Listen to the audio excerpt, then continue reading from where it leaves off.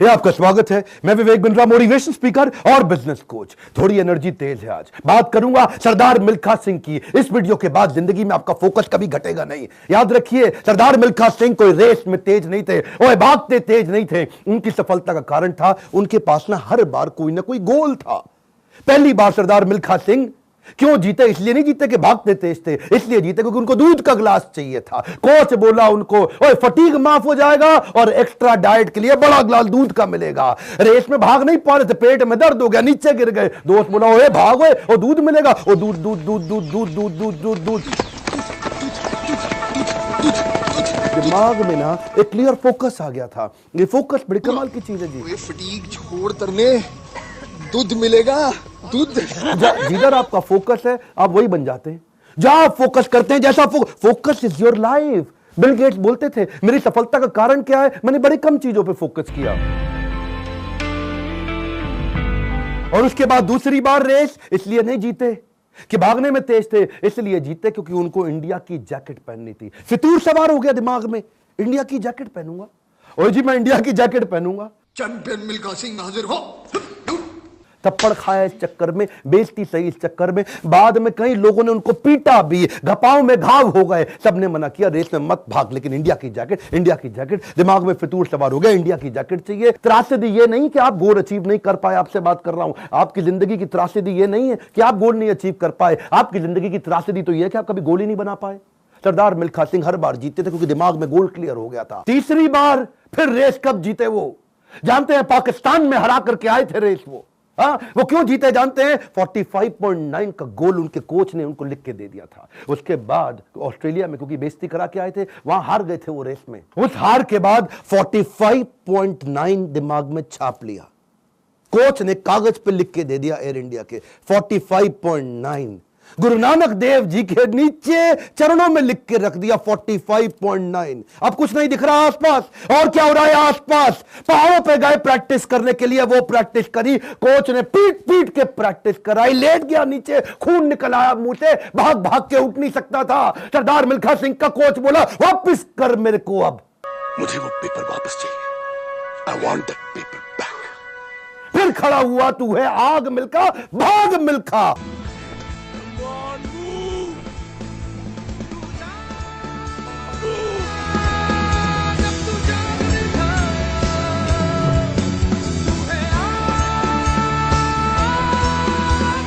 मेरा आपसे क्वेश्चन है, आपका 45.9 क्या है? इस वीडियो को ऐसे नहीं सुनना, लिखो, अभी लिखो। ये आपसे बोल रहा हूं, आपसे। फायदा नहीं, क्यों टाइम वेस्ट कर रहे हो अपना? अगर अपना 45.9 डिसाइड नहीं किया, मेरा अपना डिसाइड हो चुका है, मैं कर चुका हूं। आपसे पूछ रहा हूं, कैसे अरुणिमा सिन्हा माउंट एवरेस्ट पार कर गई? 8848 की हाइट उसको पार करनी थी। इसका 45.9 सेकंड क्लियर था। आपका गोल क्या है? हर बार वो रेस ऐसे ही जीता। पाकिस्तान में भी जब रेस हरा के आया ना, तो उसके मन में लक्ष्य था कि मेरे नाम पे एक दिन देश में छुट्टी होनी चाहिए। अपनी गर्लफ्रेंड को प्रॉमिस किया था उसने। तू देखना बीरो, एक दिन तेरे मिल्खा के नाम पे भी छुट्टी होगी। वो गोल क्लियर हो गया ना दिमाग में, है जी। पाकिस्तान में जाकर के हरा करके, और ऐसा हराया, फ्लाइंग सिख का नाम पड़ा उसका। अब मिल्खा सिंह का दूसरा लेसन पकड़ते हैं, आइडेंटिफिकेशन ऑफ डिस्ट्रैक्शन। ऑस्ट्रेलिया में प्री क्वालिफाइंग रेस में हार गया था। जानते हैं क्यों? क्योंकि ऑस्ट्रेलिया पहली बार गया था, गोरी गोरी मेमे देखी थी, डिस्ट्रैक्शन हो गया। उसको शाम को पार्टी में ले गए और वहां पे गाना गाने लगे, वुलमुल वुलमुल वॉन्डर, वुलमुल वुलमुल ओए।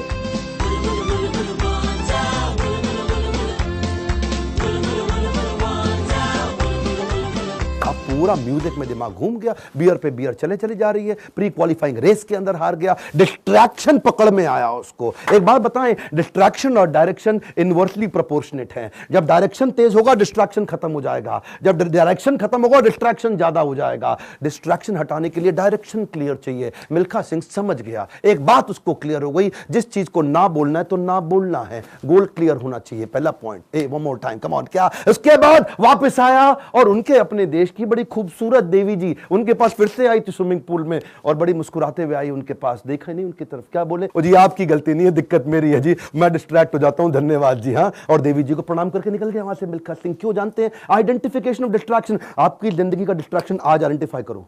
इस वीडियो को देख के टाइम वेस्ट नहीं करना, लिखना है। लिखिए, कम ऑन आपसे बोल रहा हूं, आज लिख लो डिस्ट्रैक्शन क्या है। आज बड़ा डिसीजन लेना है आपको।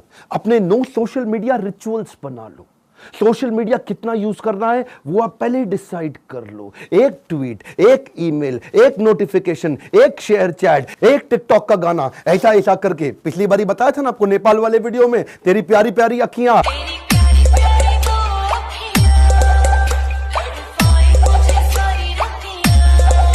उसी चक्कर में कई घंटों निकल गए, हाथ से पूरा टाइम छीन करके ले जाएगा आपका वो डिस्ट्रैक्शन। इस डिस्ट्रैक्शन को आइडेंटिफाई करो, अपने आप को डिसिप्लिन बिल्ड करने के लिए नियम बना लो, कुछ नियम बना लो। सोशल मीडिया दिन में केवल 15 मिनट, शाम को 8 बजे के बाद मोबाइल कभी छूंगा ही नहीं, सुबह 9 बजे से पहले केवल अपने ऊपर काम करूंगा, अपने आप को ट्रेन करूंगा, मोबाइल को टच भी नहीं करने वाला। आप मोबाइल को लेकर के डीएनडी लगा दो, डू नॉट डिस्टर्ब लगा दो, एयरप्लेन मोड का डिसिप्लिन ले आओ, एयरप्लेन मोड को प्रैक्टिस करो। दिन में कोशिश करो 24 में से 16 घंटे एयरप्लेन मोड।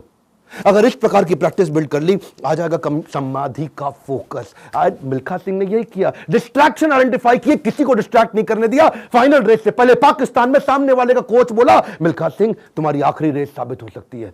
क्या बोला मिल्खा सिंह? दौड़ूंगा भी वैसे ही। मिल्खा सिंह, ये आपकी जिंदगी की आखिरी रेस साबित हो सकती है।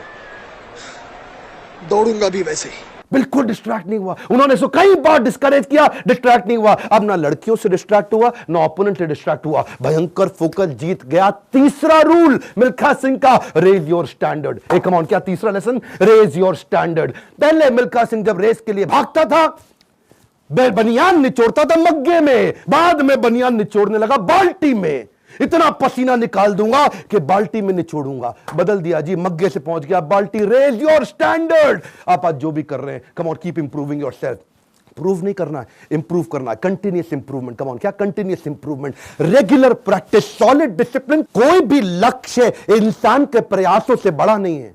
हारा तो वो है जो इंसान कभी लड़ा नहीं है। लड़ना पड़ेगा आपको। कपिल देव कहते थे सुबह 4 बजे उठने का टाइम नहीं है, स्टेडियम पे होने का है। कमान, क्या सुबह 4 बजे उठने का टाइम नहीं है, स्टेडियम पे होने का है। लर्निंग बहुत बड़ी है। मिल्खा सिंह ने स्टैंडर्ड अपना ऊपर कर लिया, अपना स्टैंडर्ड चेंज किया। आपको भी स्टैंडर्ड चेंज करना पड़ेगा। और ब्रूस ली कहता था, मुझे उससे डर नहीं लगता जो 10,000 तरीके से किक चलाता है, लात मारता है। मुझे डर उससे लगता है जो एक किक को 10,000 बार प्रैक्टिस कर लेता है। उसकी किक जब पड़ेगी तो मैं गिर जाऊंगा। अरे आपको प्रयास करना है, ये आप ही को करना है, कोई आपकी मदद नहीं करेगा। क्यों भरोसा करता है गियरों पर, जब चलना है तुझको अपने ही पैरों पर। और एक बोनस लेसन सरदार मिल्खा सिंह की लाइफ से और सुन लीजिए।